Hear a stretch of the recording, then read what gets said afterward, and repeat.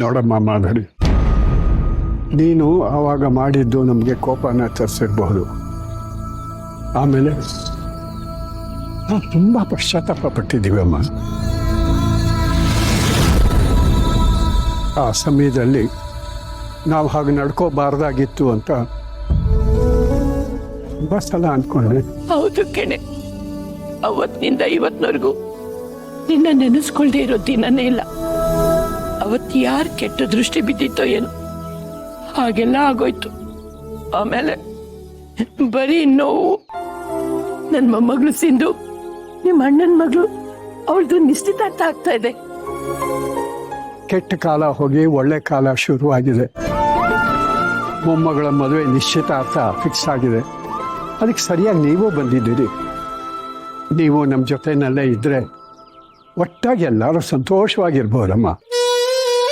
ನೀವು ಸಂತೋಷದಲ್ಲಿ ಇರಬೇಕು ಅಂತ ನನ್ನ ಸೋಲು ಅಂತಿದ್ದೀರಾ? ಮಾಧುರಿ, ತಂದೆ ತಾಯಿ ಮತ್ತೆ ಮಕ್ಕಳ ನಡುವೆ ಸೋಲು ಗೆಲುವು ಎಲ್ಲಿಂದ ಬರುತ್ತೆ? ಸೋಲು ಗೆಲುವು ಇರಲ್ಲ, ನಿಜ. ಆದ್ರೆ ನೋವು ದುಃಖ ಅಂತ ಇರುತ್ತಲ್ಲ, ಇಷ್ಟು ವರ್ಷ ಆ ನೋವನ್ನು ಅನುಭವಿಸಿದ್ದು ನಾನು, ಇವರು. ಅಂದ್ರೆ ನನ್ನನ್ನು ಮರೆತು ಸಂತೋಷವಾಗಿದ್ದಿದ್ದು ನೀವುಗಳು.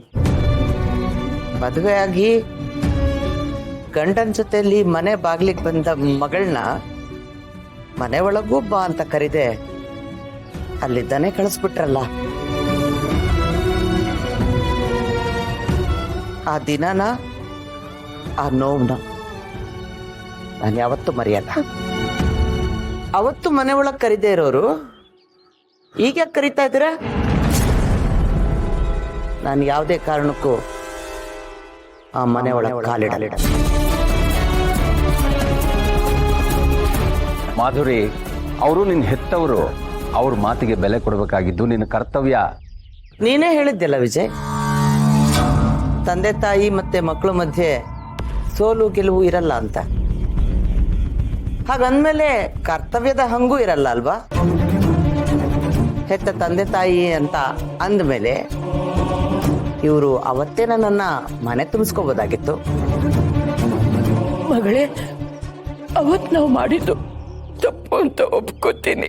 ಅದಕ್ಕೆ ನಮ್ಮನ್ನ ಕ್ಷಮಿಸ್ಬಿಡು, ಅದನ್ನು ಕೇಳ್ಕೊತೀನಿ.